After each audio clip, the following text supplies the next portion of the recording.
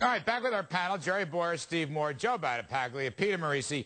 Jerry Bowyer, people tell me that consumers saving more is bad for the economy. It means they can't possibly spend. Now, I'm looking at the retailing index, the RLX S&P, up 5% this week. It's up 54% since early March. It's up 26% year to date.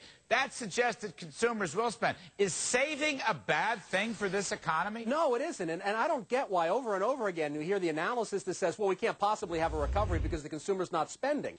If there's a dollar that you don't spend, it's a dollar you saved. Since when in the world has savings become a bad thing for the economy? Look, I hate to go back to the basics, but Say's law, right? That's mid-1800s is all the money gets spent. If it doesn't get spent on a consumer good, it gets spent on a capital good. So it goes into investment. Wait, do businesses buy things? If you invest your money, if you save and invest and it gets into a business investment, don't businesses buy stuff? Yeah, so I don't understand what's so bad. It's a great thing if I go down to the Best Buy and buy a computer for my kids, but it's a bad thing if I invest in a business and they buy a computer. So, Joe Battipaglia, what's your response, Joe, to this analysis? Well, when we had the fastest growth in the economy, the savings rate was negative, and the borrowing rate was going up exponentially.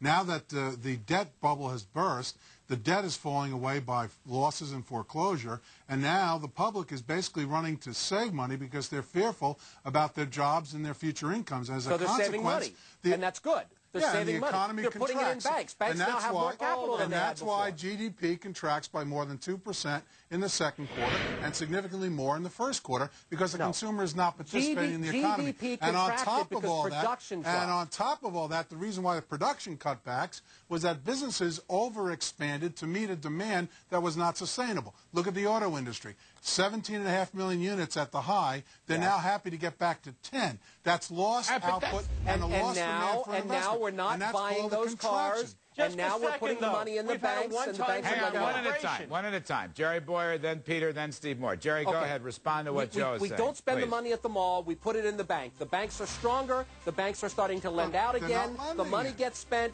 and it's more stimulative as capital than it is as consumer expenditure. No, the bank money is going to finance the government who's borrowing it all because the public's not. Peter Marisi. Reserves are falling. It's okay to have a one-time recalibration to go from 0 to 5%, but if consumers stay at 5% and we don't lose any more jobs, then spending will go up from there. So we go up from a lower level, but we're growing again. And Steve Moore, I thought in a supply-side model, Steve Moore, savings means more investment. Investment goes into businesses, and that sparks the economy. Is that wrong? Oh, I'm all for savings. Jerry's got the story right.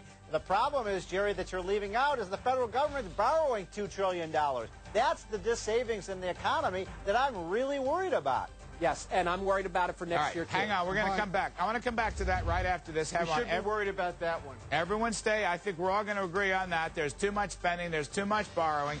Most regrettably, even with emerging gridlock in Washington, President Obama will be the greatest government bond salesman in the history of America. You're watching the Kudlow Report. We'll be right back.